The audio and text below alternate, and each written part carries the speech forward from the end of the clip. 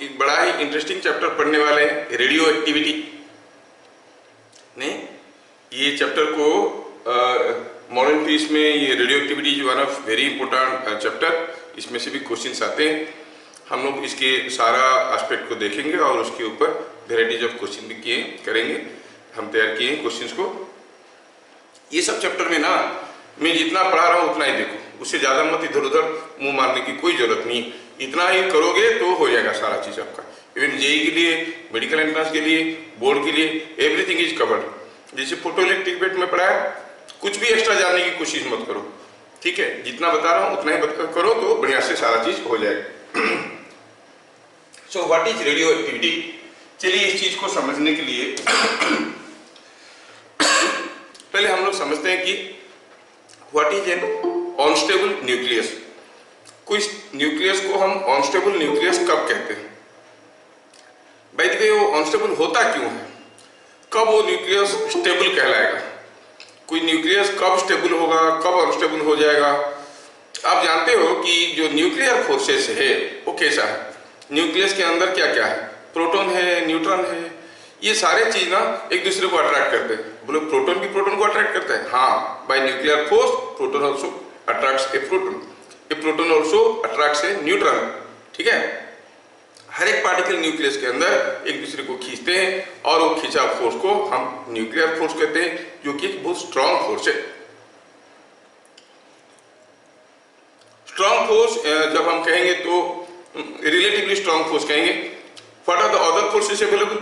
क्योंकि प्रोटॉन से तो पॉजिटिव चार्जेस हो तो उनके बीच में एक रिपल्सिव फोर्स भी तो होगा। As compare to that repulsive force, ये फोर्स और ज्यादा स्ट्रॉन्ग होते हैं।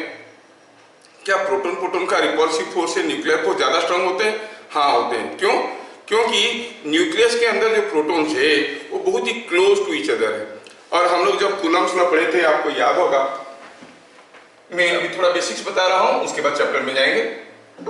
सपोज हमारे पास कोई एक चार्ज है Q1 और यहाँ पर कोई एक चार्ज है Q2। सपोज इन दोनों के बीच में डिस्टेंस R है और उनके बीच में कुछ फोर्स है।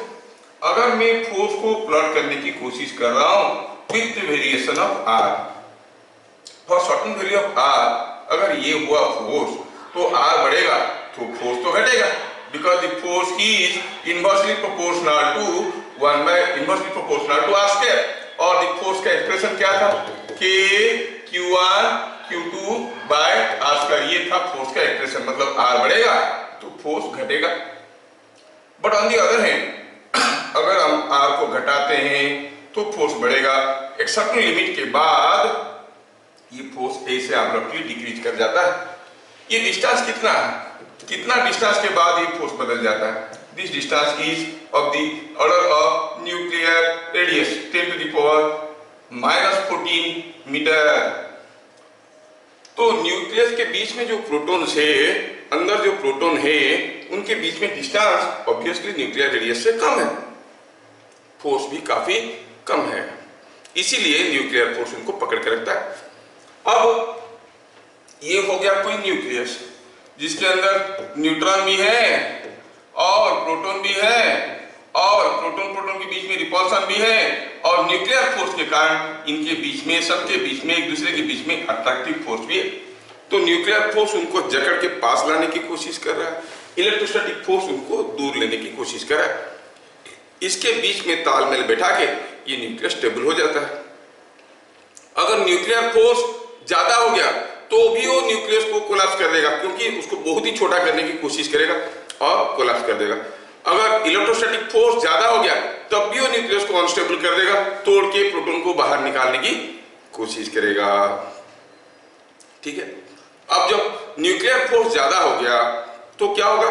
जो न्यूक्लियंस, न्यूट्रॉन्स, प्रोटॉन्स इतने पास आएंगे कि कभी कभार न्यूट्रॉन्स जो है कोलैप्स कर जाते हैं। उसके अंदर जो न्यूट्रॉन है ना, वो न्यूट्रॉन टूट जाते हैं because of the strong nuclear attractive force. ठीक है, तो ध्यान रखना कि एक तालमेल अगर बैठेगा इलेक्ट्रोस्टैटिक फोर्स और न्यूक्लियर फोर्स के बीच में, ताकि एक दूसरे को बैलेंस करें, तो ये स्टेबल न्यूक्लियस बनता है। अदरवाइज ये अनस्टेबल हो जाता है। कब? When nuclear force is more then electrostatic force, तब भी अनस्टेबल हो जाता है। When electrostatic force is more then nuclear force, तब ये अनस्टेबल हो जाता है। एक केस में न्यूट्रॉन्स टूटने की कगार पे आ जाते हैं जब न्यूक्लियर फोर्स ज्यादा है, जब इलेक्ट्रोस्टैटिक फोर्स ज्यादा है तब न्यूक्लियस टूटने की कगार पे आता है, न्यूक्लियस को तोड़ के बाहर निकलने की कोशिश करते हैं। ये दोनों चीज को आप ध्यान रखना। तो पहले हम लोग देखेंगे what is a unstable nucleus. पहला, ए nucleus is called an unstable nucleus. Unstable nucleus if the nuclear force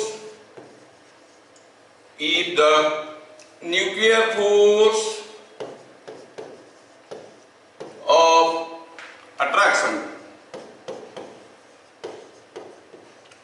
between the nucleons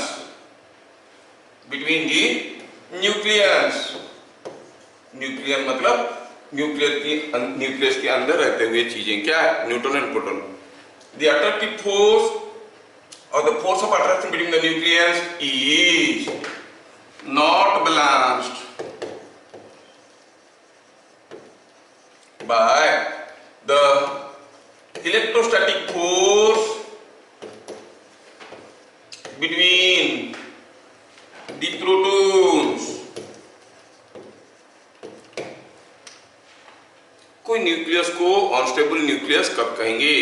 अगर attractive force due to the internucleon force जो होता है, न्यूक्लियर फोर्स अट्रैक्टिव फोर्स होता है, अगर वो force और प्रोटॉन के बीच में जो इलेक्ट्रोस्टैटिक फोर्स ऑफ रिपल्सन है, कौन सा फोर्स है? Electrostatic force of repulsion between the proton balance नहीं हुए तो हम इसको कहेंगे unstable nucleus.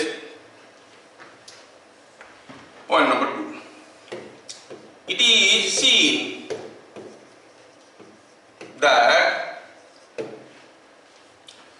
for a stable nucleus with atomic number or with Z less than equal to 20, the neutron to proton ratio is 1:1। अगर atomic number less than equal to 20 है तो जितना न्यूट्रॉन है उतना प्रोटॉन अगर होगा तो हम कहेंगे ये स्टेबल न्यूक्लियस है। Carbon C612 is a stable nucleus, but when it becomes C614 it becomes unstable। ठीक है, तो ठीक है, हम धीरे धीरे इसमें आएंगे, इस चीजों को देखेंगे एक एक करके। तो अगर एटॉमिक नंबर किसी न्यूक्लियस का लेस देन इक्वल टू 20 है तो न्यूट्रॉन टू प्रोटॉन रेशियो अगर 1:1 रेशियो में है, मतलब जितना न्यूट्रॉन है उतना प्रोटॉन है, तो उसको हम स्टेबल न्यूक्लियस कहेंगे। फॉर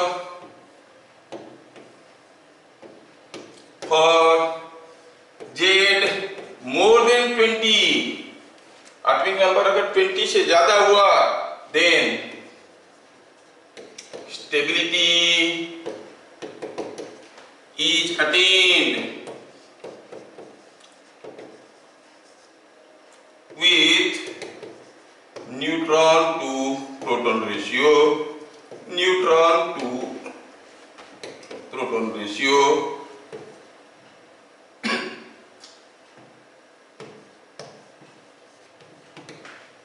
equal to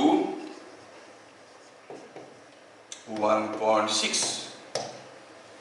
देख लो, ये चीज आपको समझ में आना चाहिए। अगर आप number of neutrons is more than number of protons and number of neutrons by number of protons is 1.6 तो स्टेबल कहलाएगा। कब? When the atomic number is more then 20। ठीक है, अगर हम इसको प्लॉट करने की कोशिश करेंगे, एक बाउंड्री लाइन प्लॉट करने की कोशिश करेंगे, पॉइंट नंबर 3 में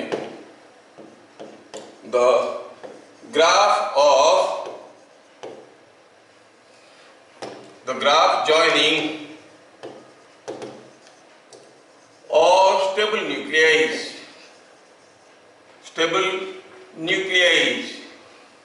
all stable nuclei can be drawn as below. अगर हम कहेंगे कि ये हो गया, हम neutron to proton ratio plot करने की कोशिश करें, ये ले लिए हम वन एक्सिस किसी एक अनस्टेबल न्यूक्लियस का, ये ले लिए हम दूसरा एक्सिस, और हम इधर प्रेजेंट करते हैं प्रोटॉन को, इधर प्रेजेंट करते हैं न्यूट्रॉन को। ये हो गया number of neutron, I will say this number of neutron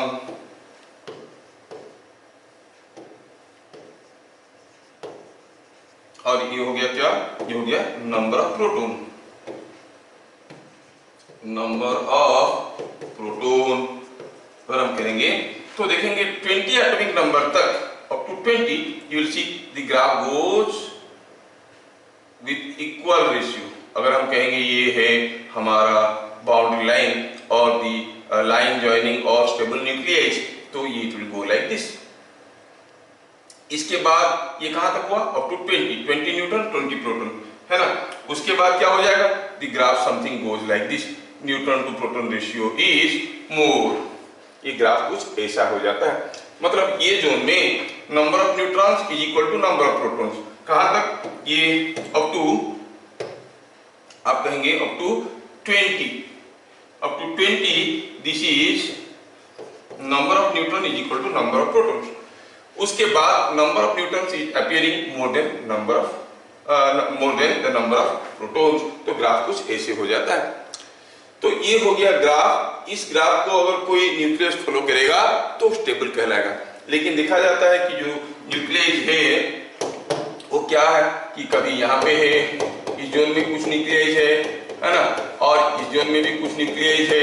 तो आप ध्यान रखोगे कि इधर जो न्यूक्लियस पड़े हैं इनके लिए number of neutrons is more than number of protons. ये जो लाइन है यहाँ पे, this line refers to neutron to proton ratio is 1.6, मतलब ये सब न्यूक्लियस के लिए नंबर ऑफ न्यूट्रॉन्स इज, और neutron to proton ratio is more than 1.6।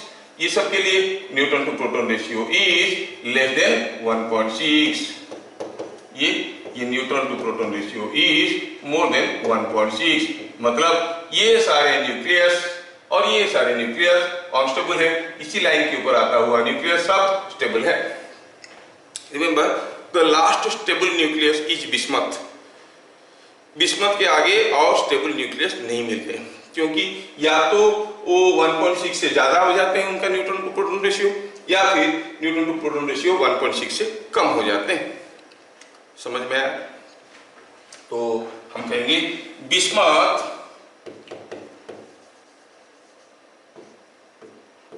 is the stable nucleus with highest atomic number.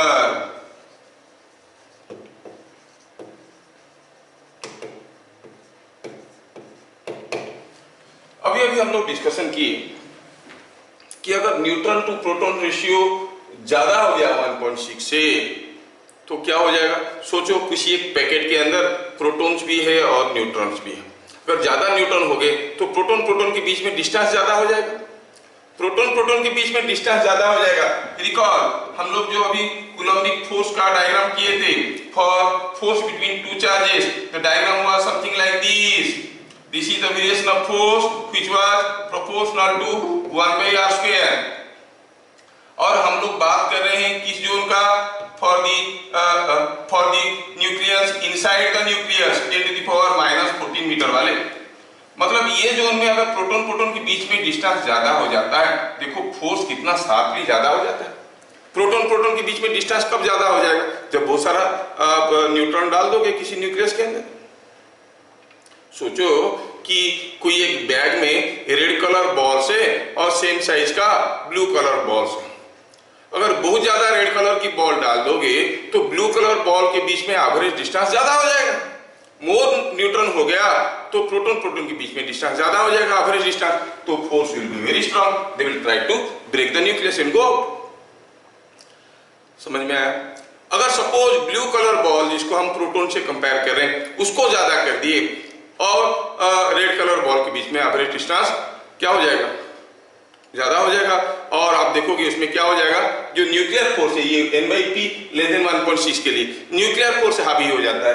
ये जो में फॉर दीज न्यूक्लियस, कौन सा न्यूक्लियस, ये सारे जो न्यूक्लियस के बारे में बात करें, ये जो डिफरेंट न्यूक्लियस है different neutron to proton ratio रख रहे हैं अपने पास, ये सब जो न्यूक्लियस है इनके लिए N/P इज मोर देन 1.6, इनके लिए N/P इज लेस देन 1.6, इनके लिए आप कहोगे nuclear force is stronger than the electrostatic force, इनके लिए electrostatic force is stronger than the nuclear force.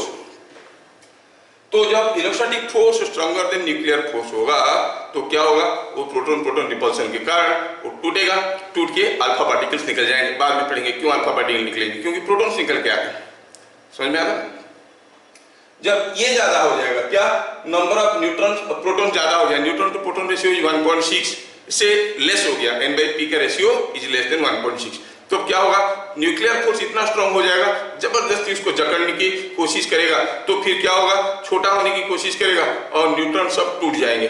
Neutron टूटने के बाद उसके अंदर से निकलेगा एंटी न्यूट्रिनो, है ना, पॉजिट्रॉन, बीटा पार्टिकल्स, ये सारी चीजें निकलना शुरू करेंगे। तो आप देखोगे कि beta particles are coming out.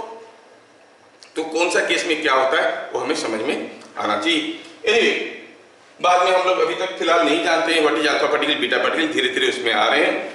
तो हम देखें कि कोई अनस्टेबल न्यूक्लियस हम किसको कहते हैं और वो अनस्टेबिलिटी के कारण वो क्या गुण खिलाता है।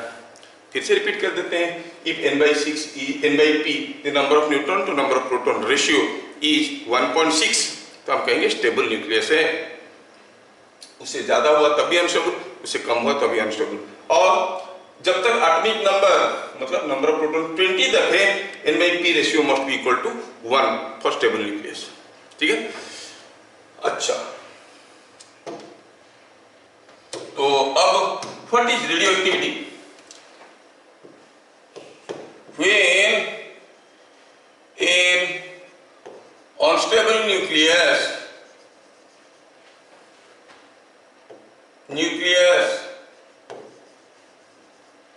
automatically breaks, automatically breaks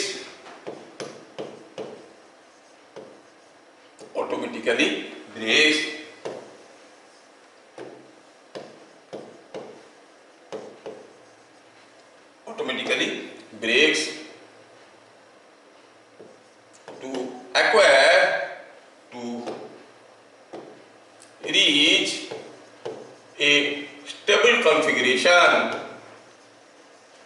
stable configuration मतलब N/P ratio equal to 1.6. The phenomenon is called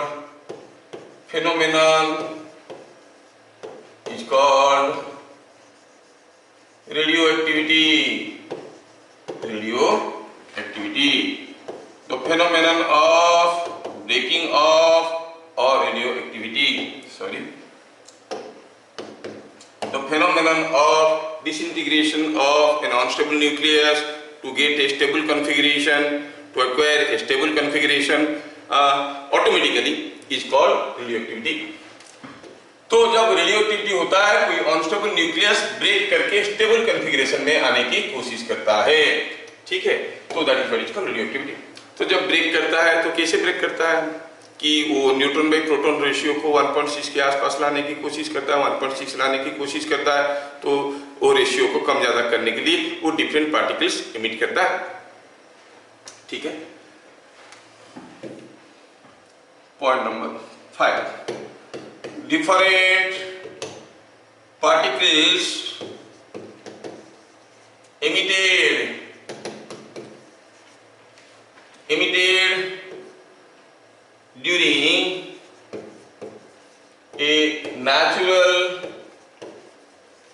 disintegration process और DK process, disintegration process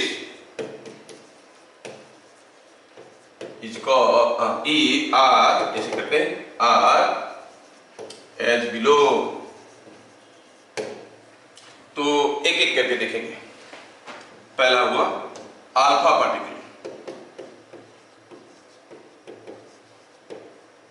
these are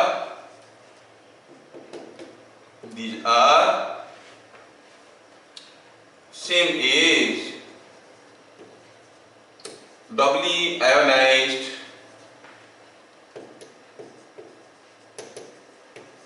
helium nuclei। ठीक है, अगर हम कोई एक अल्फा पार्टिकल को इन जनरल ऐसे लिखते हैं, जो लिखने का हमारा तरीका है, जनरल तरीका कैसे लिखते हैं, ये जेड है, ये मास नंबर है, एटॉमिक नंबर है, मास नंबर है। तो ए क्या होता है, 4 होता है, बिकॉज इसमें 2 प्रोटॉन्स है और 2 न्यूट्रॉन्स है। एटॉमिक नंबर क्या होगा, 2। ठीक है, तो for an alpha particle, for an alpha particle, alpha particle क्या हो गया, डबली आयोनाइज्ड हीलियम न्यूक्लियस। अब हीलियम में क्या है, 2 इलेक्ट्रॉन है, suppose this is the helium nucleus, उसके चारों तरफ 2 इलेक्ट्रॉन है घूम रहे हैं। अब ये जो 2 इलेक्ट्रॉन है घूम रहे हैं उसके चारों तरफ, अगर हम इसको इनके बारे में सोचे तो अगर डबली आयोनाइज कर देते हैं, मतलब दोनों ही इलेक्ट्रॉन को भगा लेते हैं यहां से आयोनाइज करके, बच गया क्या, ओनली न्यूक्लियस। क्या है, 2 न्यूट्रॉन 2 प्रोटॉन। ठीक है, 2 न्यूट्रॉन है 2 प्रोटॉन है, मतलब इसका आपका एटॉमिक नंबर मिलेगा 2 और मास नंबर मिलेगा 4।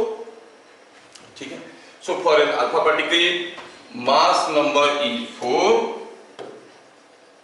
Mass number is 4 and atomic number is 2,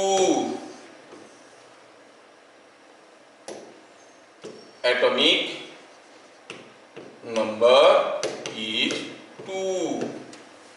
ठीक है, इसको हम लोग ऐसे लिखते हैं, समझने के लिए हम कहेंगे अल्फा पार्टिकल को ऐसे लिखते हैं।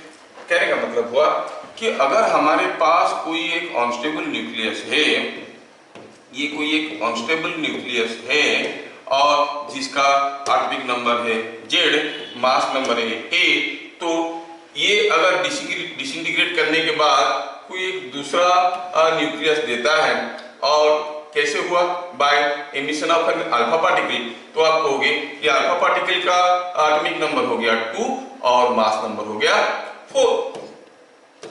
अगर ये दोनों चीज मिल रहे हैं, ये दोनों चीज मिल रहे हैं आफ्टर डिसइंटीग्रेशन, तो जो Y है इसको क्या कहते हैं, इसको कहते हैं पेरेंट न्यूक्लियस, और मदर न्यूक्लियस इसको कहते हैं डॉटर न्यूक्लियस। क्यों डॉटर न्यूक्लियस कहते हैं, क्योंकि फर्दर डिसइंटीग्रेट करता है। ठीक है, तो ये डॉटर न्यूक्लियस करते हैं। तो ये डॉटर न्यूक्लियस का मास नंबर कितना हो जाएगा, इसका A था, ये 4 निकल गया, you know the mass number is conserve, तो ये बन जाएगा A-4। और atomic number charge is also conserve, charge can neither be created nor be destroyed, you know, so charge is conserve, ये Z और ये 2 हो गया, तो ये मिलेगा इधर Z-2। ये आपको समझ में आया। इस इक्वेशन को और भी डिटेल्स में हम लोग देखेंगे, फिलहाल तो आपको ये चीजें समझ में आए। कभी कभार जब ऐसा चीजें होते हैं, सपोज हम कोई एक बहुत ही हाई एटॉमिक नंबर वाला सब्सटेंस की न्यूक्लियस के बारे में बात करें, suppose uranium 92-238, atomic number is 92, mass number is 238, disintegrate किया, अल्फा पार्टिकल गया, फिर उसके बाद थोरियम निकला। तो in that case you see यहाँ पर दो ये जो न्यूक्लियस था ये 2 पार्ट में डिवाइड हो गया, but the process is not nuclear fission. कोई एक न्यूक्लियर रिएक्शन को हम न्यूक्लियर फिशन कब कहते हैं, तब कहते हैं जब उसका दोनों पार्ट का मास नंबर एक दूसरे के कंपैरेबल है, आसपास है।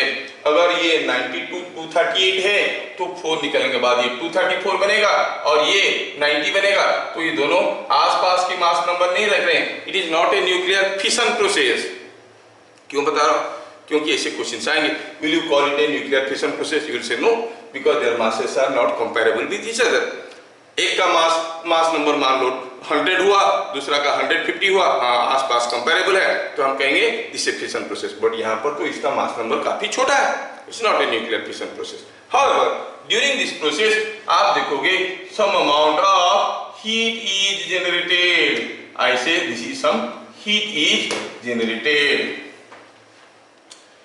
ठीक है।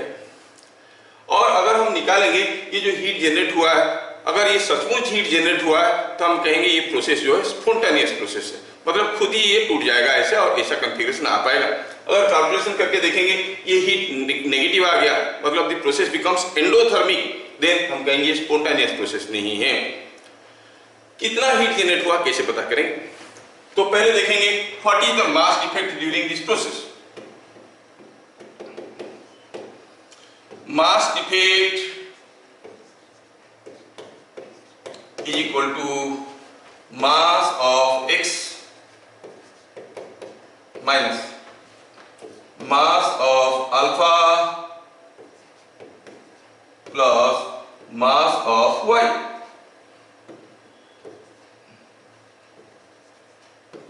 ये यूजुअली देखा जाता है कि there is a difference in mass, इसका मास और इन दोनों का मास को जोड़ो तो ये बराबर नहीं होता है। बट रिमेंबर मास नंबर बराबर होता है, मास नंबर और मास में अंतर है ना। आप जानते हो कि मास, इसका मास नंबर 4 है तो उसका मास कितना होगा तो निकालेंगे तो it will be something like 4.002 AMU like that, ठीक है। It is not exactly 4, mass number is 4, assuming neutron mass proton mass to be same, तो मास नंबर 4 है। मास नंबर कंजर्व रहता है, तो मास डिफेक्ट क्या हुआ जब mass of x minus mass of this करेंगे, मास ऑफ क्या जो प्रोडक्ट निकला, प्रोडक्ट का मास को अगर पेरेंट का मास से डिफरेंस करेंगे तो डिफरेंस निकलेगा, उसको मास डिफेक्ट कहेंगे। सो 5 हीट जनरेटेड, कितना हीट जनरेटेड होगा? It is mass defect into mass defect in AMU atomic mass unit, that into 931.5 mega electron volt. आप जानते हो 1 AMU by E equal to mc square principle, Einsteinian theory. 1 AMU का equivalent energy होता है 931 mega electron volt. तो अगर mass defect आया कुछ इन EMU तो उसके साथ 931.5 मेगा इलेक्ट्रॉन वोल्ट आप मल्टीप्लाई करोगे तो you get the amount of energy released. यहाँ पर एक चीज बताना मैं चाहूंगा, कुछ बुक्स में ये क्वांटिटी को 931 लेते हैं तो कुछ बुक्स में 931.5 लेते हैं, इवन आपके बोर्ड में भी कभी 931 लेते हैं तो कभी 931.5 लेते हैं। आपकी बोर्ड में देखोगे क्वेश्चन पेपर के पीछे एक लिस्ट ऑफ वैल्यूज करके दिया जाता है, प्लांक्स कांस्टेंट ये है वो है सब डाटा दिया जाता है, उसको देख के कर लेना। उसमें लिखा रहता है कि क्या लेना है, 931 लेना है कि 931.5 लेना है, जो भी है, तो हम 931.5 ले रहे हैं।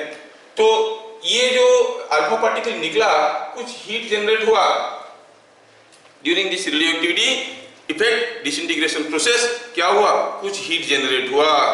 कितना हीट जनरेट हुआ? Mass of x minus mass of alpha and y जो हुआ, that is what is the mass defect. That mass defect in AMU multiplied to 931.5 gives you the heat generated in mega electron volt। इधर clear? क्या चीजें समझ में आ रहा है?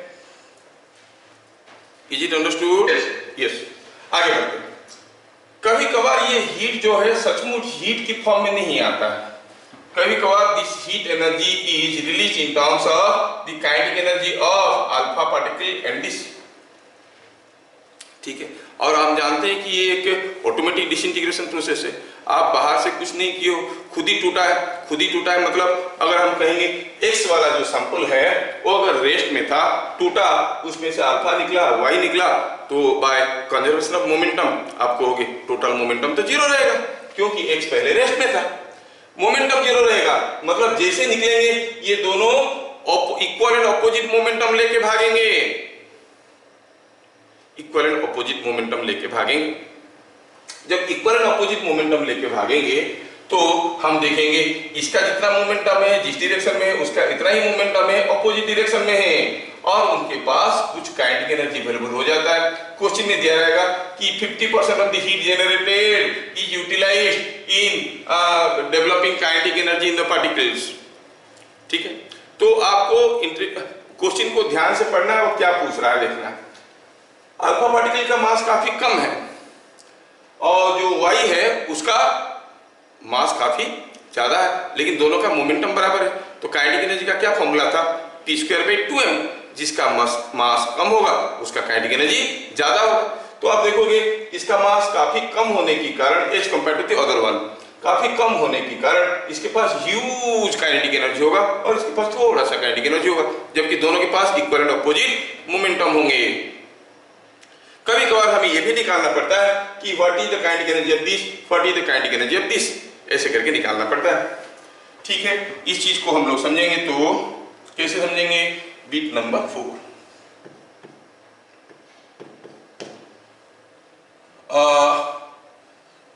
if the heat generated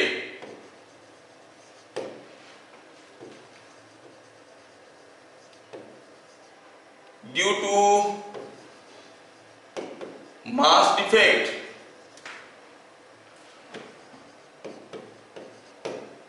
is utilized as the kinetic energy of the subsequent product,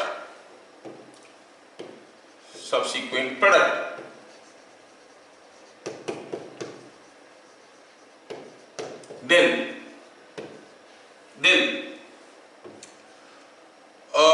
momentum of alpha particle will be equal to and opposite to momentum of y। हाँ, ये समझ में आया? ठीक है, again kinetic energy of alpha particle to kinetic energy of the daughter nucleus y क्या हो जाएगा? ये p²/2m होता है, तो इट इज 1/मास ऑफ अल्फा पार्टिकल, ये हो जाएगा मास ऑफ y। ऐसे हो गया, ठीक है, ये रेशियो हो गया। और क्या हो गया? और ये हो गया कि kinetic energy of alpha particle plus kinetic energy of y is equal to the amount of heat generated, that is heat generated. ठीक है, this is the heat generated. अब अगर हम ये दोनों स्टेटमेंट को यूज करेंगे और kinetic energy of alpha particle निकालना चाहेंगे तो हम कह सकते हैं kinetic energy of alpha particle क्या हो जाएगा? ये वैल्यू डालो, kinetic energy of alpha particle is KEY into my/m alpha, है ना? काइनेटिक एनर्जी और KEY क्या हो जाएगा? KEY हो जाएगा KE alpha into m alpha by my। तो इसको लिख सकते हैं हम कैसे? हम लिख सकते हैं KE अल्फा तो था यहाँ पर, और जो हमारा यहाँ पर KEY था इसको हम क्या कहेंगे? इसको इधर ले आओ, इसको इधर ले आओ, क्या मिलेगा? KE of alpha particle into m mass of the alpha particle by mass of y। करना पड़ रहा है क्योंकि एक बार क्वेश्चन आया है, ओनली एक बार क्वेश्चन आया तो मुझे ये करना पड़ रहा है। तो ठीक है, तो ये चीज is equal to heat generated. Obviously this is not a 2 mark question, क्योंकि पहले आपको हीट जनरेटेड निकालना पड़ेगा। कैसे? वो लंबा वाला फॉर्मूला यूज करते हैं।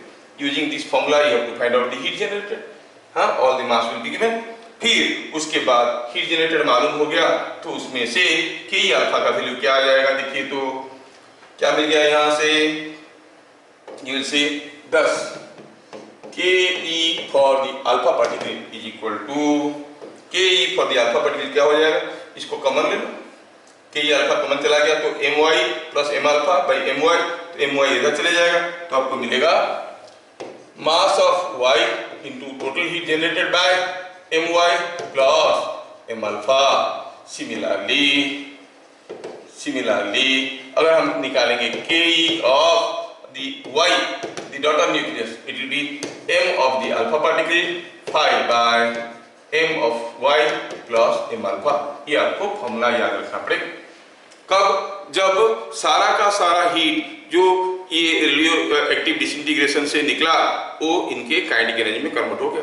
कभी कभार दे देंगे 50% of the heat generated was converted into kinetic energy, तो आप 5 की जगह क्या लिखोगे 5/2, 50% of the heat.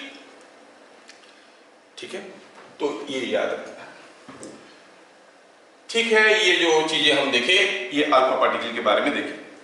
Alpha particle निकल जाता है कोई एक बॉडी से, अल्फा पार्टिकल निकल गया, कोई एक अनस्टेबल न्यूक्लियस से अल्फा पार्टिकल निकल गया, तो 2 न्यूट्रॉन 2 प्रोटॉन निकल गए क्योंकि एक हीलियम न्यूक्लियस निकल गया। ठीक है, neutron to proton ratio was more than 1.6, neutron to proton ratio was more than 1.6। एक अल्फा पार्टिकल निकल गया, मतलब न्यूट्रॉन भी 2 कम घट गए, प्रोटॉन भी 2 घट गए, बट देन रेशियो में देखोगे आप बदलाव आ जाएगा। आप कहोगे दोनों में तो बराबर घटा, बराबर घटने से, क्योंकि दोनों इक्वल नहीं थे ना, तो न्यूट्रॉन 2 घट गया, प्रोटॉन भी 2 घट गया, तो रेशियो स्टेबिलिटी की तरफ धीरे धीरे अप्रोच करेगा। और दूसरी चीज ये है कि जो अल्फा पार्टिकल है, ये अल्फा पार्टिकल आप देखोगे कि इसका क्या है, ये बाय द वे ये हीलियम न्यूक्लियस है, हीलियम न्यूक्लियस है, मतलब जिसके अंदर 2 प्रोटॉन है 2 न्यूट्रॉन है, मतलब काफी हैवी है। ये जब मूव कर रहा होता है, किसी गैस के अंदर से मूव कर रहा होता है, गैस की जो इलेक्ट्रॉन्स है वो इलेक्ट्रॉन को धक्का मुक्का मार के अपने रास्ते से निकालते हुए निकल जाता है। जब कोई हेवी बॉडी मूव करते हुए कोई एक लाइट बॉडी को स्ट्राइक करता है, आप जानते हो कोलिजन की फंडामेंटल में हेवी बॉडी का वेलोसिटी में कोई बदलाव नहीं आता है। Mass of the electron is negligibly small as compared to that of mass of the helium nucleus. तो जब अल्फा पार्टिकल किसी गैस के अंदर घुस जाता है तो बहुत सारे इलेक्ट्रॉन को धक्का मुक्का मारते हुए जाता है, लेकिन खुद का वेलोसिटी में कोई बदलाव नहीं लाता है, वो सारा इलेक्ट्रॉन को अपना अपना ऑर्बिट से फेंक देता है बाहर। तो हम कहते हैं द आयोनाइजिंग स्ट्रेंथ और ionising power of alpha particle is maximum among all other particle. जो हम पढ़ने वाले हैं बीटा पार्टिकल, गामा पार्टिकल जो पढ़ने वाले हैं, उनके बीच में हम देखेंगे alpha particle has high ionising strength और आयोनाइजिंग पावर। तो क्या लिखेंगे, लिखेंगे इसमें due to heavy mass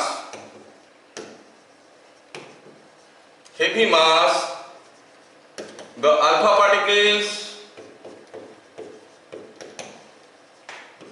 have more ionizing strength,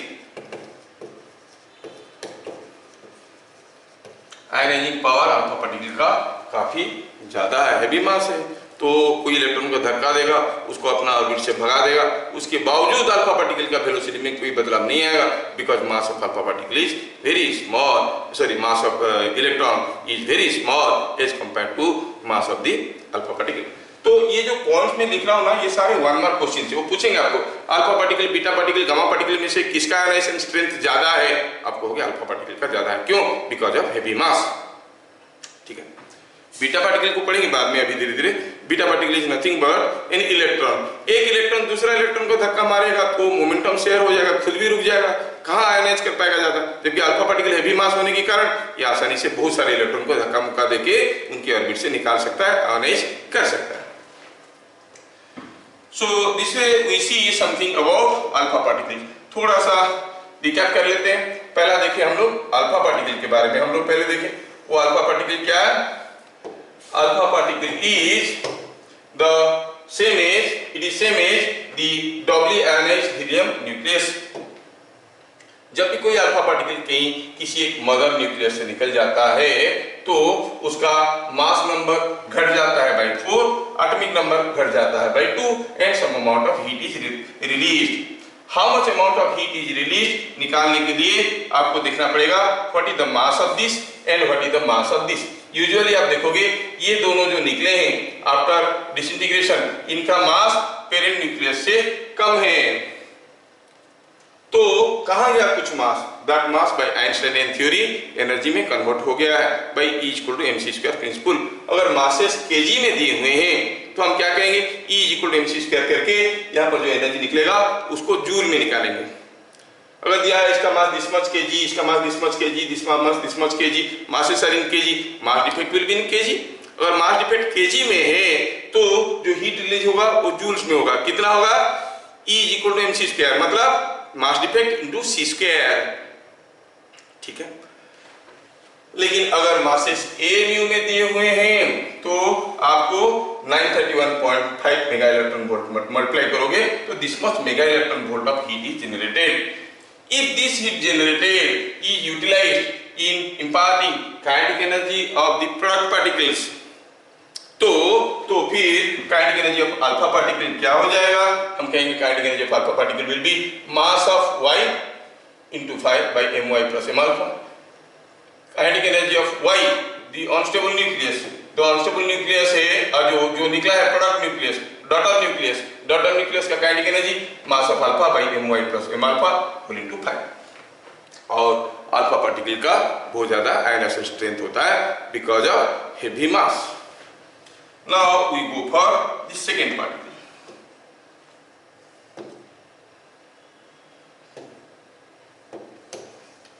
अब क्या देखेंगे?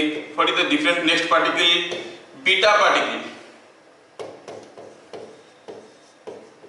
अब यहाँ पर पॉजिट्रॉन होता है, बीटा पॉजिटिव पार्टिकल होता है, बीटा नेगेटिव होता है, दो किस्म का होता है। पॉजिटिव वाले को हम लोग नहीं देख रहे हैं, पॉजिट्रॉन वाले को कोर्स में बहुत ज्यादा डिस्कशन नहीं किया गया है, and that is usually not a spontaneous process, बहुत रेयर केसेस में से होता है। तो हम लोग यहाँ पर बीटा पार्टिकल का मतलब क्या लेंगे? Will say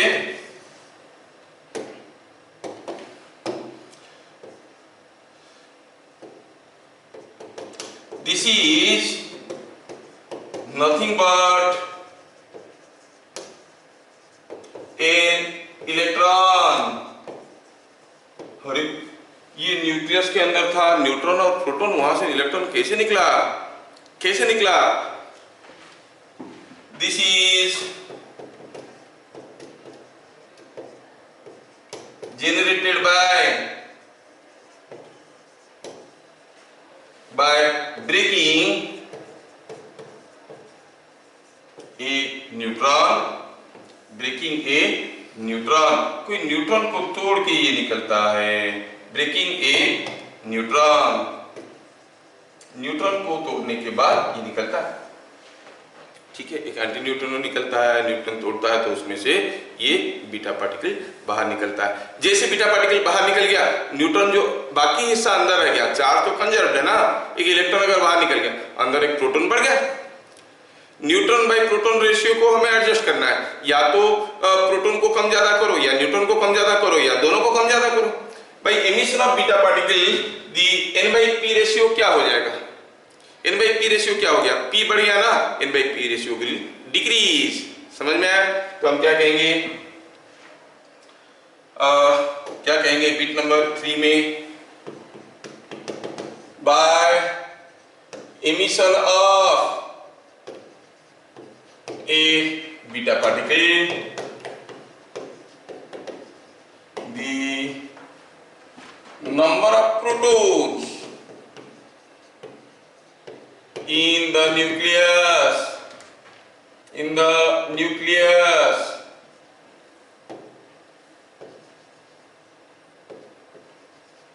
increases by 1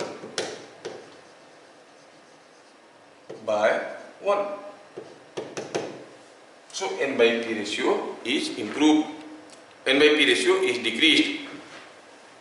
Thus by emission of beta particle, n/p ratio decreases, n/p ratio decreases and the nucleus approaches towards stable configuration. कब होगा? जब n/p ratio is more than 1.6. When the n/p ratio is more than 1.6, you will see there is always a tendency to emit beta particle. Alpha particle कब होगा? Alpha particle के लिए कोई ऐसे specific condition नहीं है, दोनों ही केस में निकलता है, लेकिन बीटा पार्टिकल निकलने का ज्यादातर कंडीशन क्या हुआ? When n/p ratio is more than 1.6. तो हम कहेंगे यूजुअली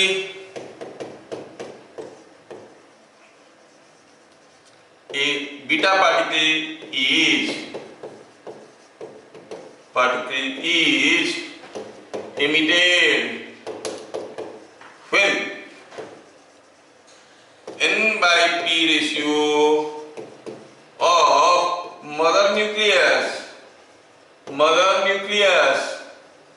is more than 1.6। ठीक है। अगर हम कहेंगे जो मदर न्यूक्लियस है उसका एटॉमिक नंबर है Z और मास नंबर है A, जब ये कोई एक बीटा पार्टिकल को देगा और साथ साथ कोई एक दूसरा न्यूक्लियस बन जाएगा जिसमें एटॉमिक नंबर कुछ दूसरा होगा, तो फिर क्या होगा एटॉमिक नंबर, क्या होगा एटॉमिक नंबर, क्या होगा mass number.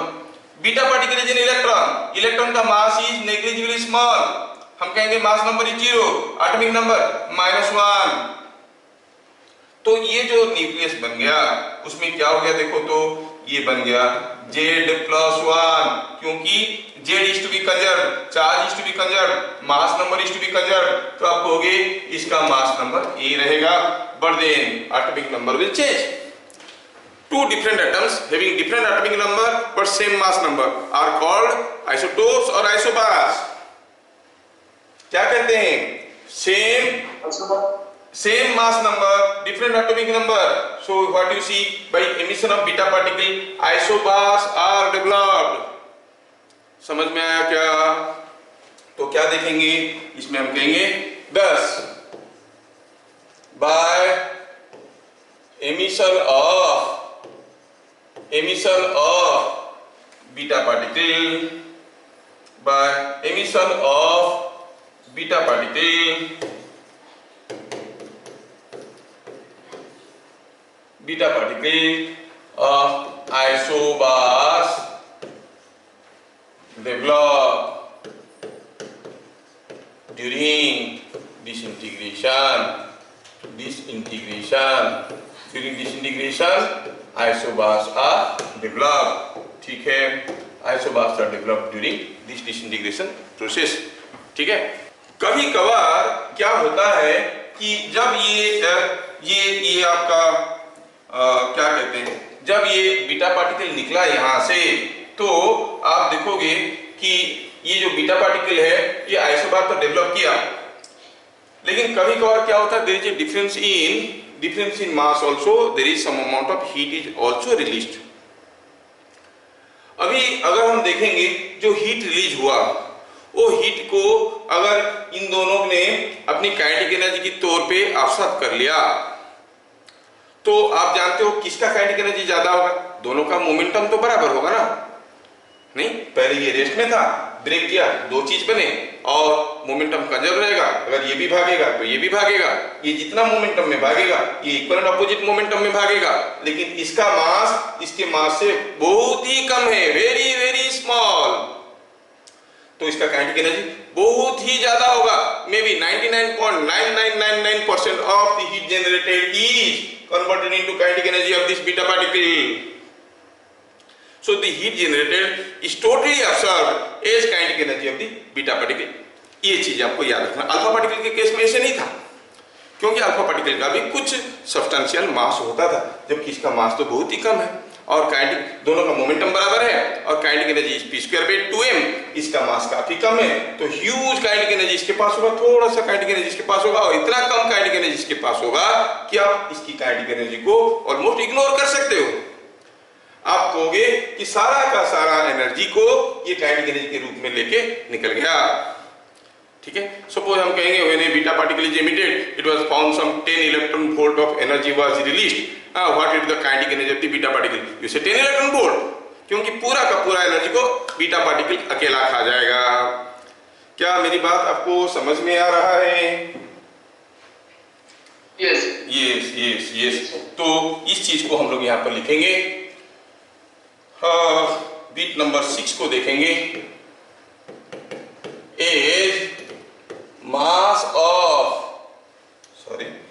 is mass of beta particle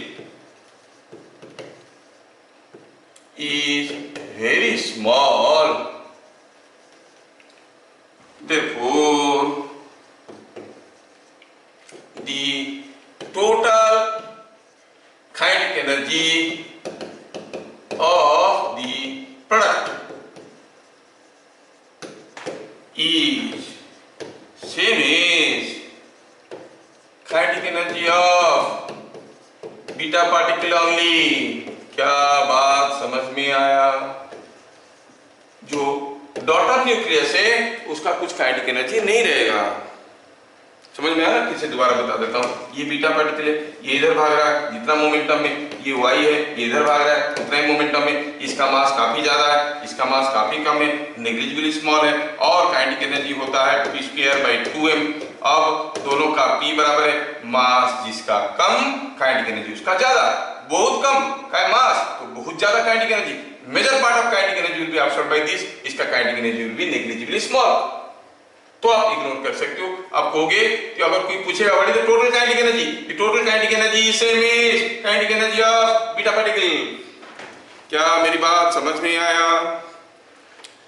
ठीक है, तो आप कहोगे ये जो टोटल काइनेटिक एनर्जी होगा वो बीटा पार्टिकल का होगा। हमें बीटा पार्टिकल के बारे में जानकारी आ गया, बस खाली इक्वेशन के तौर पे इसको लिख देते हैं। ये तो लिख चुके हैं हम लोग। नाउ द थर्ड पार्टिकल जो जनरेट होगा वो क्या है? सी, गामा पार्टिकल। ये जो गामा पार्टिकल है ये क्या है? ये gamma particle it is a photon of electromagnetic wave.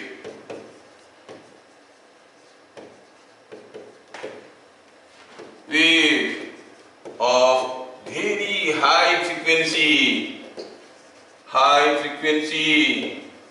इससे ज्यादा फ्रीक्वेंसी का इलेक्ट्रोमैग्नेटिक वेव आज तक हम लोग नहीं बनाए, क्योंकि एक huge amount of energy release होता है and that comes out as a photon, और energy of a photon is hf। तो एनर्जी अगर ज्यादा है f will be very high. Gamma particle का फ्रीक्वेंसी जितना होता है उससे ज्यादा फ्रीक्वेंसी आज तक हम लोग जनरेट नहीं कर पाएंगे। हाईएस्ट फ्रीक्वेंसी का इलेक्ट्रोमैग्नेटिक वेव येट डिस्कवर्ड, उससे ज्यादा फ्रीक्वेंसी का इलेक्ट्रोमैग्नेटिक वेव आज तक हम लोग डिस्कवर नहीं किए। So photon of high frequency, very high frequency, mass number and atomic number of a gamma particle are 0। दोनों जीरो है। जब हम कोई एक मटेरियल से कोई एक गामा पार्टिकल निकाल लेंगे, कोई एक अनस्टेबल न्यूक्लियस से गामा पार्टिकल निकल गया, ना उसका मास नंबर में बदलाव आएगा, ना उसका एटॉमिक नंबर में बदलाव आएगा, ना Z will change, ना A will change। So this way we could see that alpha, beta, gamma particles are emitted during radioactive disintegration। Next point number, शायद हम लोग पॉइंट नंबर 4 पे गए थे, 5 पे गए थे, अब ये पॉइंट नंबर 6 में आएंगे। पॉइंट नंबर 6 में alpha and beta particles being charged particles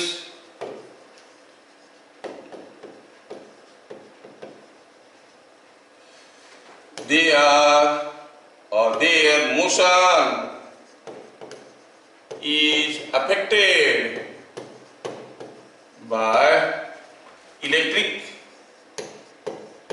and magnetic fields। Magnetic field में ये अफेक्टेड होते हैं,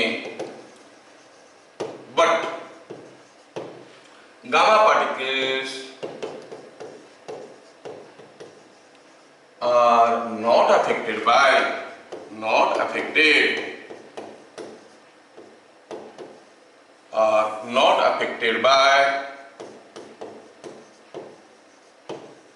electric or magnetic field। अगर हम कहेंगे यहाँ पे इलेक्ट्रिक फील्ड ऐसा है, तो ऐसा एक इलेक्ट्रिक फील्ड में कोई एक अल्फा पार्टिकल अगर ये है, कोई एक बीटा पार्टिकल अगर ये है, तो बीटा पार्टिकल नेगेटिव चार्ज होने के कारण इसके ऊपर एक फोर्स इधर को आएगा in the opposite direction of electric field. Alpha particle के ऊपर in the direction of electric field आएगा। Alpha particle will experience a force in the direction of electric field, beta particle will experience a force in the opposite direction of electric field. और देखो अगर beta particle के ऊपर force F आएगा same electric field में, alpha particle के ऊपर force 2F आएगा। क्यों सर? इसलिए क्योंकि it is one electronic charge, this is two protonic charge. दो प्रोटॉन है इसके अंदर, तो इनके ऊपर जो फोर्स आएगा वो इसका डबल होगा। इसके अंदर एक इलेक्ट्रॉन है, तो ये छोटे छोटे चीजें आप याद रखना। In an electric field force on an alpha particle is F, then force on the beta particle will be 2F in the opposite direction। क्या मेरी बात आपको समझ में आ रहा है? यस। तो ये सारे छोटे छोटे क्वेश्चंस हैं, हाँ छोटे छोटे क्वेश्चन। सारा चीज को डिटेल्स में लिखेंगे तो शायद it will take more time, so you understand this. And further अगर हम मैग्नेटिक फील्ड की बात करेंगे, तो सोचो कि यहाँ से कोई एक कंटेनर है, may be made up of lead और प्लम्बम जिसको कहते हो पीवी, और यहाँ से मान लो अल्फा पार्टिकल और बीटा पार्टिकल निकल रहे हैं और गामा पार्टिकल निकल रहा है। यहाँ पे अगर कोई गामा पार्टिकल को छोड़ेंगे तो that gamma particle will not experience any force. अच्छा, अभी सपोज हम कहेंगे यहाँ पे मैग्नेटिक फील्ड ऐसा है, B is a magnetic field available here। अभी यहां से अगर कोई अल्फा पार्टिकल निकलेगा ऐसे, that alpha particle being a positive charge, magnetic field being inward, will experience a force like this। तो अल्फा पार्टिकल इधर को बेंड कर जाएगा, है ना, ये इधर को बेंड कर जाएगा। और beta particle being a negative charge, मान लो ये कोई एक अनस्टेबल न्यूक्लियस है, यहाँ से अल्फा एंड बीटा पार्टिकल्स निकल के आ रहे हैं, तो बीटा पार्टिकल्स कैसे जाएंगे? Beta particles will go like this. आप कहोगे सर बीटा पार्टिकल जल्दी से मोड़ दिए, इसको लंबा इतना ऊपर लेके मोड़े, इसका मास ज्यादा है ना, इनर्शिया ज्यादा है, आसानी से नहीं मुड़ता है। इसका मास कम है तो आसानी से मुड़ जाएगा, फटाक से मुड़ जाएगा। मैं ये फिगर को दोबारा बनाना चाहूंगा with more correctness. Supposing here is a container of unstable nucleus। अब यहाँ से अल्फा और बीटा पार्टिकल निकल रहे हैं, तो अल्फा पार्टिकल निकलेगा तो A से जाएगा और बीटा पार्टिकल निकलेगा तो A से जाएगा। Why? Because मास कम है ना, मास कम है। और आप जानते हो भी ना, जो रेडियस होता है, शायद आप फर्स्ट टर्म में पढ़े होगे, mv/qb होता है। m is very small, radius काफी कम होगा, बहुत मुड़ जाएगा। और ये आपका अल्फा पार्टिकल, उसका मास काफी ज्यादा है, रेडियस विल बी मोर, तो अल्फा पार्टिकल इधर को बेंड करेगा, बीटा पार्टिकल ऐसे बेंड करेगा। और आपका जो गामा पार्टिकल है, ये तो इलेक्ट्रोमैग्नेटिक फील्ड में और इलेक्ट्रिक मैग्नेटिक फील्ड में ये अफेक्टेड नहीं होता है, ये तो अपनी रास्ता जाएगा। Gamma particle is not affected by presence of magnetic field. I hope you have understood point number 6. So this way different particles are emitted during a radioactive disintegration। अब ये रेडियोएक्टिव डिसइंटीग्रेशन का लॉ क्या है, कितना to alpha particle निकलेंगे, कितना to beta particle निकलेंगे, क्या क्या निकलते हैं, हमें समझ में आ गया। और जब रेडियोएक्टिव डिसइंटीग्रेशन हो रहा है, क्या हम इसको न्यूक्लियर फिशन कहेंगे? नहीं कहेंगे। क्यों नहीं कहेंगे? क्योंकि न्यूक्लियर फिशन तो तब कहते हैं जब कोई न्यूक्लियस टूटता है दो पार्ट में, दोनों पार्ट का मास एक दूसरे के साथ कंपैरेबल है। इसमें तो अल्फा बीटा पार्टिकल्स निकलते हैं। और वेरी हाई ऑर्डर के न्यूक्लियस जब टूटता है, एक अल्फा पार्टिकल निकलता है, तो दूसरा पार्टिकल का मास उससे काफी ज्यादा होता है, कंपैरेबल मास नहीं होता है। It is not a nuclear fission process, will call it ordinary nuclear reaction. समझ में आया? चलिए अब second part of this chapter will see. तो हम देख लिए कि जब कोई अनस्टेबल न्यूक्लियस टूटता है उसमें से क्या क्या चीजें निकलते हैं। जो अनस्टेबल न्यूक्लियस टूटता है उसको कहते हैं पेरेंट न्यूक्लियस और मदर न्यूक्लियस। फिर जो हेवी न्यूक्लियर पार्ट निकलता है उसको कहते हैं डॉटर न्यूक्लियस। और इसके अलावा और क्या क्या चीजें निकलते हैं? अल्फा बीटा और गामा पार्टिकल्स निकलते हैं। कितने टू अल्फा, कितने टू बीटा, कितने टू गामा, वो तो हम आगे आगे कैलकुलेट करके देखेंगे कितने टू अल्फा बीटा और गामा पार्टिकल्स निकलते हैं। ठीक है, कौन आगे निकलेगा कौन पीछे निकलेगा ये बड़ा अनसर्टेनिटी है, इसमें कोई सीक्वेंस नहीं है, पहले अल्फा निकलेगा कि बीटा निकलेगा। सपोज कोई एक मान लो कि यूरेनियम से मान लो 6 अल्फा और 8 बीटा निकल गए, तो बन गया मान लो लीड, प्लम्बम बन गया। तो उसमें कौन पहले निकलेगा, कितना तो अल्फा निकलेंगे, कितने तो बीटा निकलेंगे, कोई उसमें कोई रूल उसमें नहीं है कि पहले अल्फा निकलेगा कि बीटा निकलेगा, कब गामा निकलेगा, कोई सीक्वेंस नहीं। एक यूरेनियम न्यूक्लियस जब डिसइंटीग्रेट कर रहा है, जिस सीक्वेंस में वो अल्फा बीटा गामा निकालेगा, दूसरा यूरेनियम न्यूक्लियस कोई दूसरा सीक्वेंस में निकालेगा, उसको भी हम लोग कंसिडर करेंगे towards end of this article. तो एवरेज हाफ लाइफ निकालेंगे। आप लोग एवरेज लाइफ पढ़े हो, हाफ लाइफ पढ़े हो, एवरेज हाफ लाइफ वो पढ़ेंगे towards the end of this, क्योंकि वो आया है एग्जाम में, जबकि आपकी बुक में उसको बहुत ज्यादा इंपोर्टेंस नहीं दिया और बहुत ज्यादा इलस्ट्रेट नहीं किया, लेकिन एग्जाम में आया है। देखेंगे हम लोग एवरेज हाफ लाइफ क्या है। फिलहाल तो हम आगे बढ़ते हैं। Will see the mathematical analysis associated with radioactivity. Now law of disintegration, law of disintegration और लॉ ऑफ रेडियोएक्टिविटी आप ऐसे लिखो, बढ़िया रहेगा। Law of radioactivity,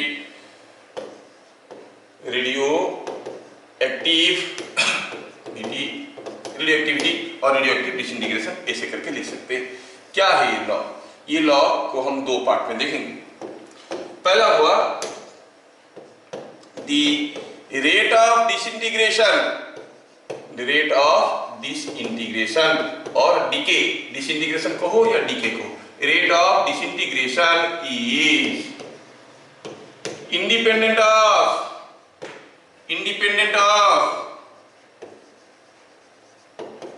surrounding pressure and temperature, pressure and temperature. बड़ा इंटरेस्टिंग है ये, ध्यान रहे। आप सोचोगे यूरेनियम को गर्म कर देंगे तो जल्दी जल्दी डिसइंटीग्रेट करेगा, ऐसा नहीं है। क्यों ऐसा है? क्योंकि आप देखोगे कि हर एक न्यूक्लियस में उसके जो न्यूक्लियंस है, प्रोटॉन्स है और न्यूट्रॉन्स है, इतना टाइटली पैक्ड है कि वो यहाँ पे वाइब्रेट करने के लायक नहीं रहते। और हम कोई बॉडी का टेम्परेचर को कैसे सेंस करते हैं? जब हम कोई बॉडी को हीट एनर्जी देते हैं, उसके अंदर की पार्टिकल्स वाइब्रेट करते हैं। हम जब कोई बॉडी को छूते हैं तो how many particles are striking our finger, at what speed they are striking and at what frequency they are striking, all together number of particles striking, the speed with which they are striking and the frequency with which they are striking, all together gives us the sensation of temperature. उसके अंदर तो कोई vibrate करने वाली चीज है ही नहीं। तो फिर क्या होगा? न्यूक्लियस का टेम्परेचर कुछ नहीं होता है, कुछ नहीं होता है मतलब 0 केल्विन होता है। Temperature of nucleus is 0 kelvin. ठीक है, आप कहोगे कोई न्यूक्लियस को चूल्हे में डाल देंगे फिर निकालेंगे, टेम्परेचर वही 0, it can not absorb any heat, क्योंकि उसके अंदर की जो पार्टिकल है वो वाइब्रेट करने के लायक नहीं। मतलब टेम्परेचर बढ़ाओ तो इसमें कोई फर्क नहीं पड़ने वाला। और क्या? प्रेशर बढ़ाओ, अरे वो ऑलरेडी इतना प्रेस्ड है कि उसको बाय इंक्रीजिंग प्रेशर, जो हमारा लेबोरेटरी प्रेशर है, बढ़ा के हम उसको फर्दर कंप्रेस नहीं कर सकते हैं। और प्रीवियस क्लास में, प्रीवियस चैप्टर में जब न्यूक्लियस की फंडामेंटल का मैं वीडियो आपको शेयर किया था, उसमें आप लोग पढ़े होंगे कि हर एक न्यूक्लियस का डेंसिटी बराबर है। The density of every nucleus is same. Density of aluminum nucleus is same as density of iron nucleus. जबकि एल्युमिनियम का डेंसिटी और आयरन का डेंसिटी अलग है। हम बात कर रहे हैं न्यूक्लियस का। एल्युमिनियम न्यूक्लियस का डेंसिटी आयरन न्यूक्लियस का डेंसिटी बराबर है। सारे न्यूक्लियस का डेंसिटी बराबर है। हर एक केस में वो टाइटली पैक्ड है ना? क्योंकि हम देखे थे, थोड़ा सा याद दिला दे आपको, radius of a nucleus was proportional to a⁻⁴ है ना?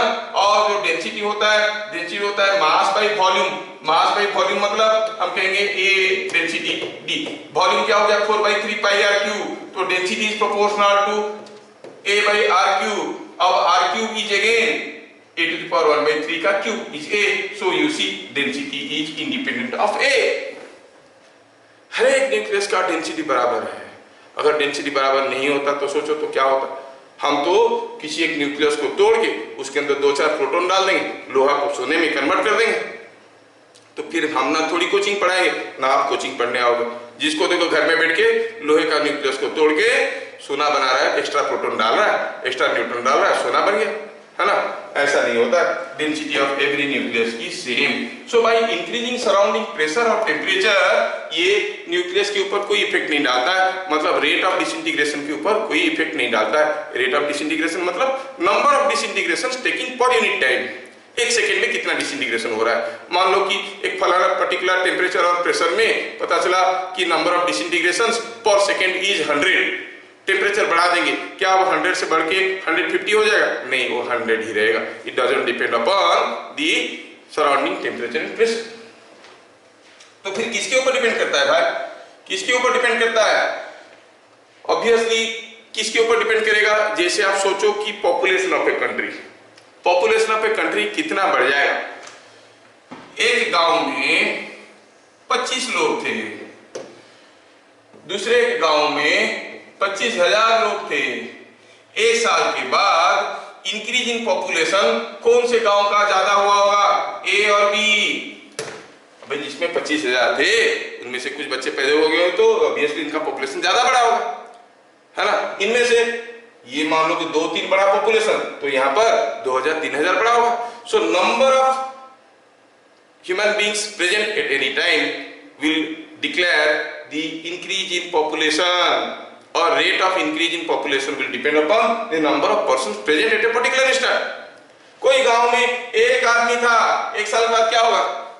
क्या पता चला वो भी मर गया होगा या फिर वही एक ही रहेगा, है ना। Population will not increase. तो you know you are all clever people, you understand all this magics and logics, तो मुझे ज्यादा एलाबोरेट नहीं करना है। तो आप क्या देखें, तो रेट ऑफ डिसइंटीग्रेशन किसके ऊपर डिपेंड करता है? डिपेंड करता है कि कितने ठो अनस्टेबल न्यूक्लियस थे। I will try to explain it in otherwise way. आपको मजा आ रहा होगा पॉपुलेशन सुन के। दूसरे तरीके से सोचो, कहीं किसी एक पॉन्ड पे यहाँ पे मान लो बहुत सारे बबल्स ऐसे फ्लोट कर रहे हैं, बबल्स बने, कचरा पानी है, बबल्स है इसमें। अब ये बबल्स बर्स्ट कर रहे हैं। Rate of bursting of bubbles will be more when there are initially more number of bubbles. When there are less number of bubbles, rate of bursting of bubbles will be less. Rate of bursting of bubbles means how many bubbles are exploding per unit time. 5 minute में कितना तो bubble explode करेंगे, वो depend करता है कि शुरू में कितना थे। अगर 10,000 बबल थे तो बहुत ज्यादा 5 मिनट में किए होंगे, तो थोड़ा सा थे 5 मिनट में 2-4 तो किए होंगे। That means the number of explosion of bubbles depends upon the number of bubbles present. Exactly in that way you will understand the rate of disintegration. That is what is the law. मैं अपना दिमाग कुछ नहीं लगा रहा हूँ, जो law बोल रहा है लॉ को लगा रहा हूँ। लॉ क्या कहता है कि rate of disintegration of unstable nucleus depends upon the number of unstable nucleus present at a particular instant. लिखेंगे the rate of disintegration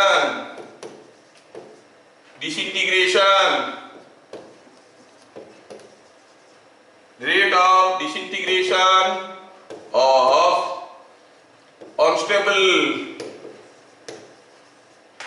nuclei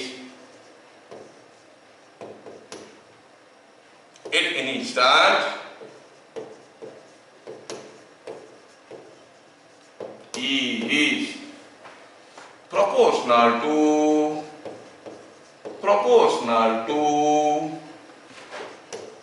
the number of unstable nuclei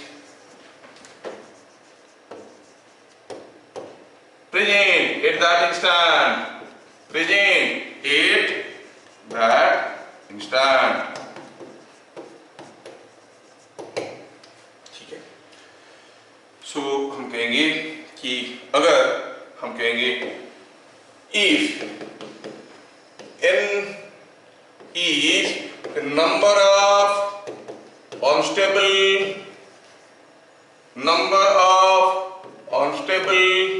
nuclei, then dn by dt is proportional to n. Number of unstable nucleus is proportional to n. ठीक है। अगर हम कहेंगे dn by dt is proportional to n, और ये constant of proportionality को क्या कहते हैं? dn by dt is equal to lambda into n। यहाँ पर एक माइनस साइन ऑटोमेटिकली आ जाता है। कहाँ से आया ये माइनस साइन? क्योंकि dn by dt क्या होता है भाई? जो आपका dy by dx है, इसमें क्या है? y2 minus y1 by x2 minus x1 ऐसे होता है ना। टाइम तो इंक्रीज कर रहा है, y2 माइनस y1, अगर dn by dt कहेंगे तो क्या हो जाएगा n2 minus n1 by t2 minus t1। Time is increasing, this quality is positive, but then सोचो ये अनस्टेबल न्यूक्लियस था, धीरे धीरे नंबर ऑफ अनस्टेबल न्यूक्लियस घटने लगा है क्योंकि वो डिसइंटीग्रेट होने लगा है। n2 is less then n1, this quantity is negative, n2 minus n1 is negative, that's why this minus sign is coming। तो आप क्या कहोगे, कहोगे dn by dt is equal to minus lambda n where lambda is called decay constant। decay constant किसके ऊपर depend करता है, depends on the type of, depends on the nature of or n by p ratio of the unstable nucleus, the parent nucleus।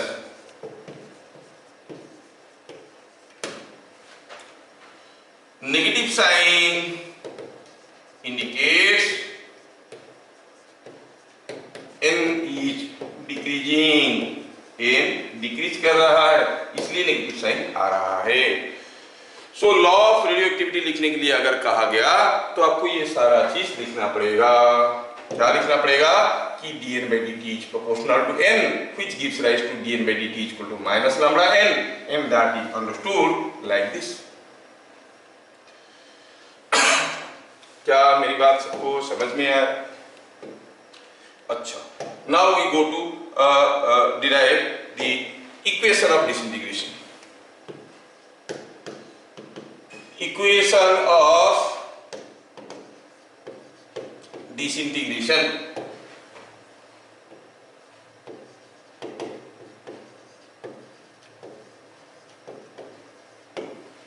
let n0 is number of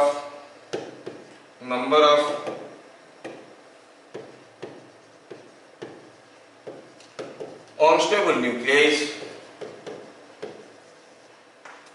nuclei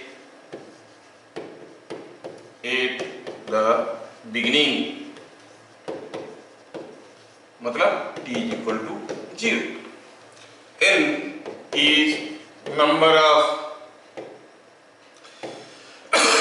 excuse me, n is number of unstable nuclei at any time t, at और after t seconds। हम इन दोनों के बीच में relation लाने की कोशिश कर रहे हैं, मतलब जब हम एक्सपेरिमेंट शुरू कर रहे हैं t इक्वल टू 0 में, शुरू में हम लिए थे n0 number of unstable nucleus, t second के बाद n number of unstable nucleus है, मतलब n ज्यादा है कि n0 ज्यादा है? आपको क्या लग रहा है, n ज्यादा होगा कि n0 ज्यादा होगा? t सेकेंड के बाद क्या ज्यादा होगा, n और n0?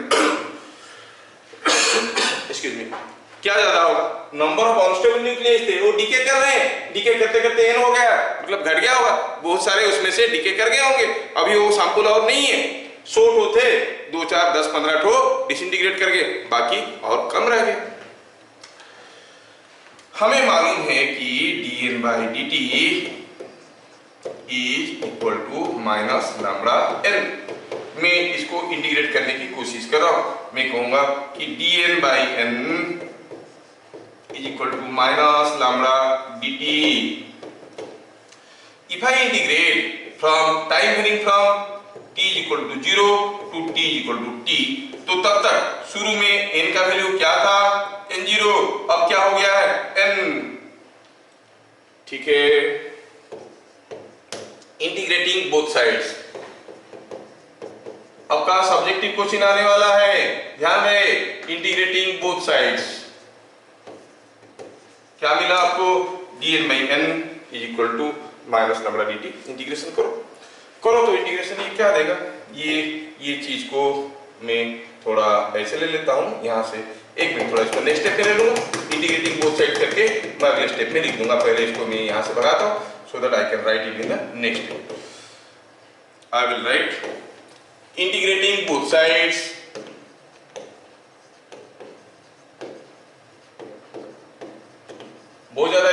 नहीं करना है, इंटीग्रेशन पे बहुत ज्यादा ध्यान नहीं देना है, देखना है क्या हो रहा है। dn by n is equal to minus lambda dt when you are integrating with respect to time changes from t is equal to 0 to t, तब तक n changes from n0 to n।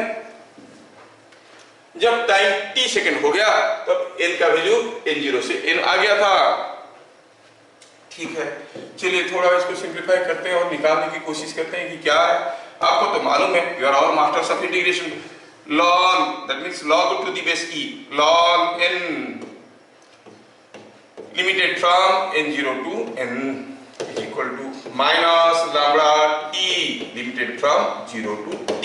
Value डालो, upper limit डालो तो ln n minus ln n0।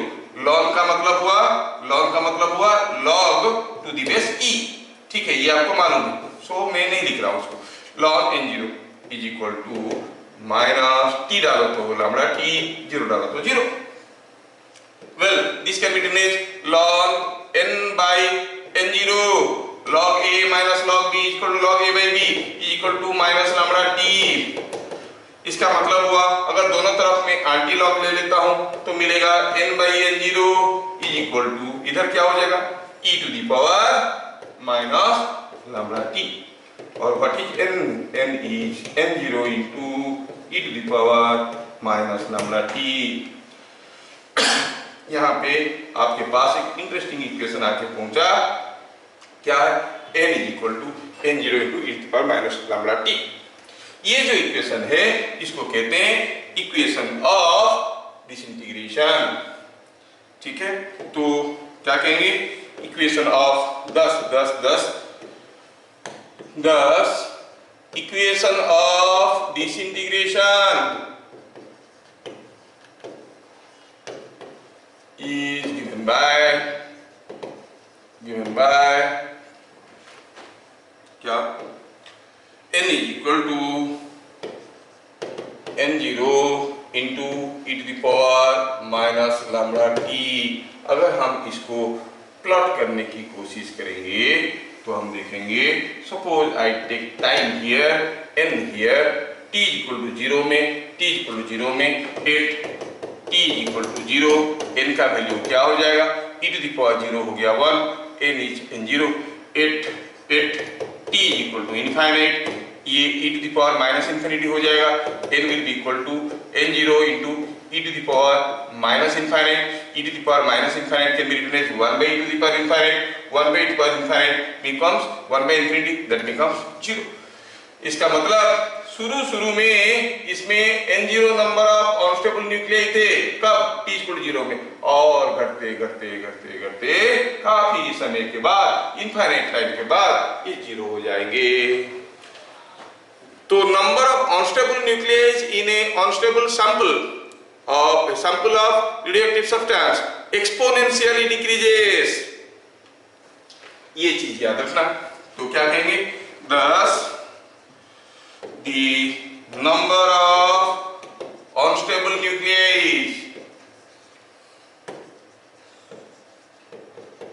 exponentially decreases